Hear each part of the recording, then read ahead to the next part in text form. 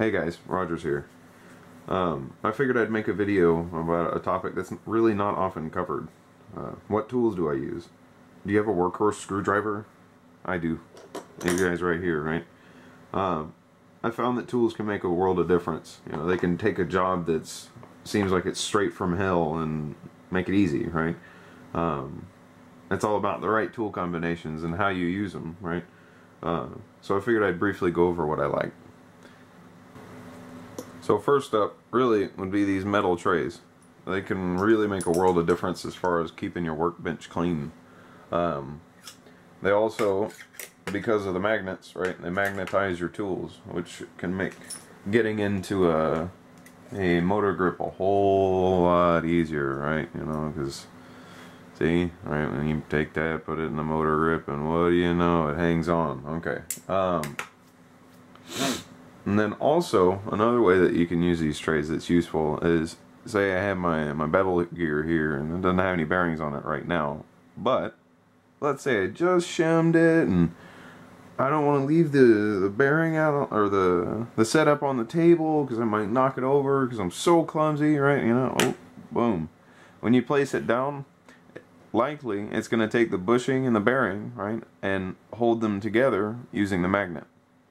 So I figured that was kind of neat, you know. If any of you guys don't use these magnetic trays, I'd really suggest picking some up. You can find them just about anywhere, you know, Harbor Freight, auto parts stores. I have a Craftsman one right here that'd be from Sears, you know. So look around, they're worth it. Okay, so here's another one that seems kind of funny. Am I compulsive about organization? Yeah, somewhat. You should be too. So check it out. I found this guy at a Sears, right? And it has removable little places, right? So, you know, and here's all my shim sets, right? You know, that's real nice. Everything hop up, right? Ooh, floss. You know, I'll even go through, and this is the drawer that I'm most fond of. It's my bolt drawer, right? And I went through and organized each into the tiny little bags that, you know, airsoft accessories always seem to come in, at least the small ones. But anyway, pick up one of these storage things. They're real nice. You know, you can probably find it at a Sears or maybe even auto parts stores, or maybe even a hobby store if you look hard enough.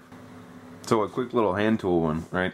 This one's kind of funny, right? You're probably wondering, like, what's he doing with a ratchet wrench, right? You know, a big old socket. Nobody uses anything that big. Well, check it out. So I didn't have a Phillips head screwdriver long enough to get into the back of a stock on a full stock M16, because GNP used a Phillips rather than a flathead. Everybody has flatheads that are long enough, right? But who buys a long Phillips? I mean, they just don't exist, right? So you can buy a little drill accessory kit like this. You might even be able to find this little particular piece at most stores. If not, you'll find this piece oftentimes in an accessory kit anyway. So, boom, put it in there, right, get all that together, and then all of a sudden, right, now you can reach it. Okay, so next is what comes out of my, what I call destruction drawer, right, you know, I mean, regular hammer, I don't have to speak much to that. Okay, so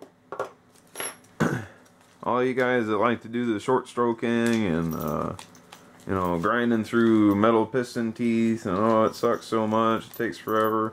I haven't actually used a Dremel myself, so you might find that they work pretty well. But I like to use a set of these little guys. I wonder if I can get it better into the camera. Okay, so it's a little bit hard to see. I'm going to put a link in the description, I guess. But these are carbide burrs, right? That's what some people refer to them as. And they have these little grabbers. It's kind of hard to see, but you chuck them up into a drill, right?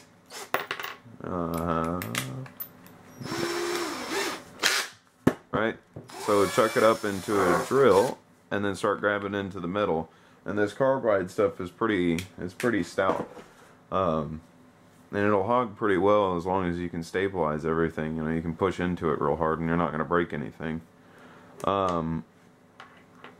Another thing that, I mean, it seems obvious, right? You know, magnets, right? But when you're hogging into stuff, right, you know, I'm going to use my magnet as if it's my vise, right? You know, okay, so say the part's sitting right here.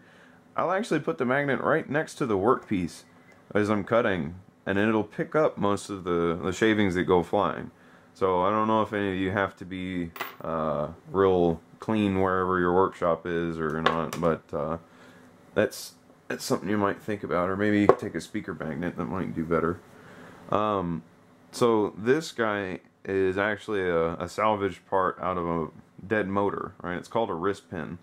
And the reason why I have this guy is to beat on stuff, right? Sorry, that may have been kind of loud.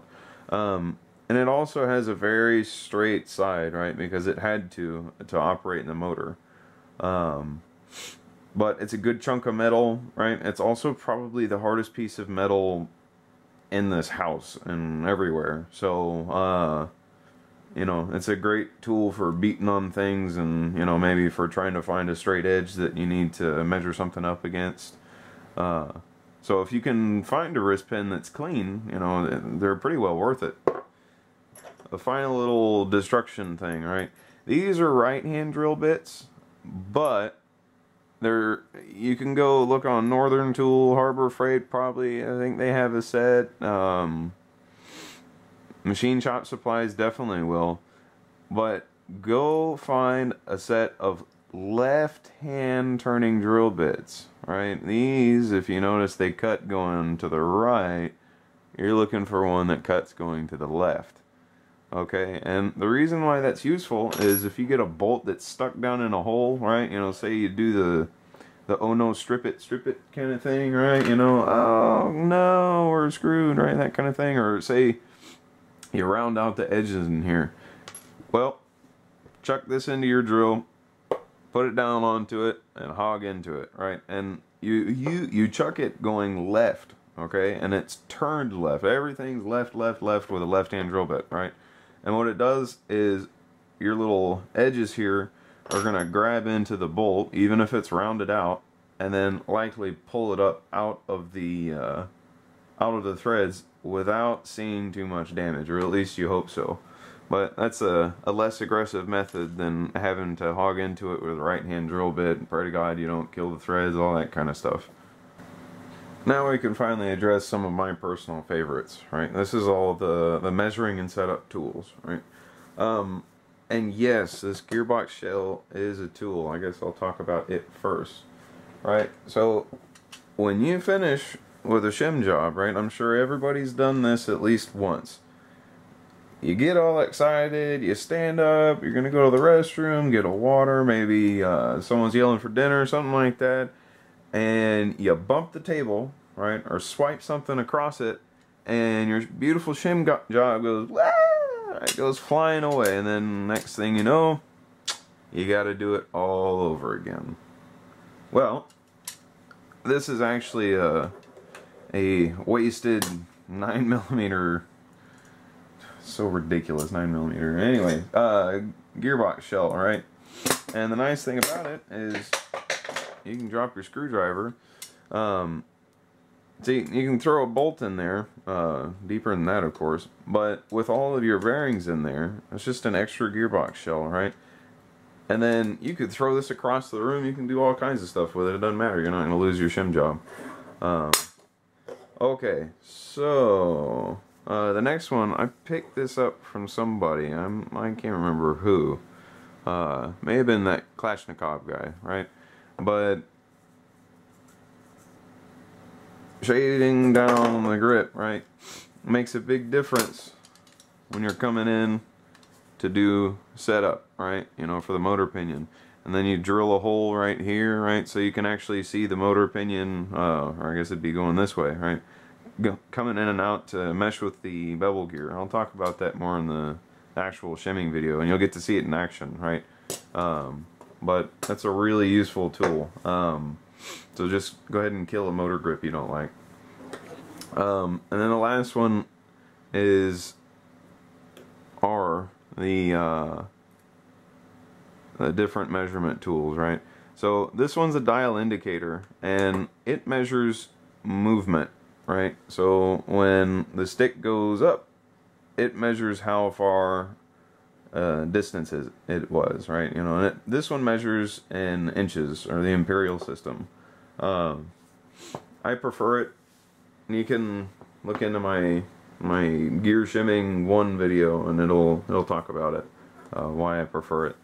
And then this one does similar, right? It just measures space outside of something or inside of something, right? So say if I took my trusty wrist pin here and brought this out, then it would tell me that it's 598 thousandths of an inch, right? This inner bearing, or I'm sorry, this inner bore right here. So these guys are all really useful for setup in a gearbox, right? And this final piece right here, some of you may already know what I'm about to do, and that's fine.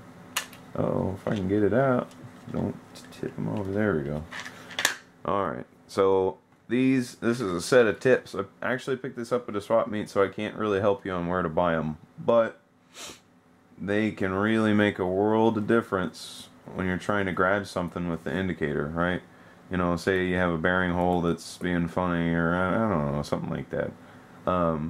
These probably have a better application in, you know, in bigger, like, automotive stuff. But it never hurts to have a set of these around. They're really useful.